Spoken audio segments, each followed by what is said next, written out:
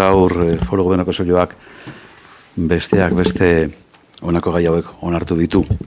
Gobernu Kontseiluak putreen, otsoen eta beste espezie batzuen erasoek haziendari eragindako kaltengatik kalte ordainak eskatzeko prozedura onartu du. Horrela, konpentsazioaren esparru zabalagoa arautzen da, zuzeneko galerak, lortu gabeko irabaziak, albaitzaritza gastuak eta lan kostuak barne hartzen dituena. Bestalde, Kontseiluak onartu egin du, azaroaren 11tik aurrera ibilgailuarin eta astunak erabiltzeagatik AP78 autobidean ordaintzeko sistema berria arautzen duen foru arauaren proiektua. Ondorengo foru dekretu batek ezarriko ditu tarifak, gaur egungoak, baino txikiagoak, 150 gutxiago turismoentzat, eta 150 gutxiago kamioientzat.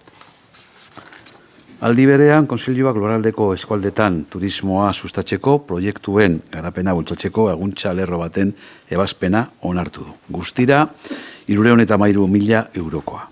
Baliabide hori esker, ekimenak egin ahal izango dira Arabako eskualdeen erakargarritasunak ezagutarazteko eta bisitariei eskaintzen zaizkien zerbitzuak hobetzeko.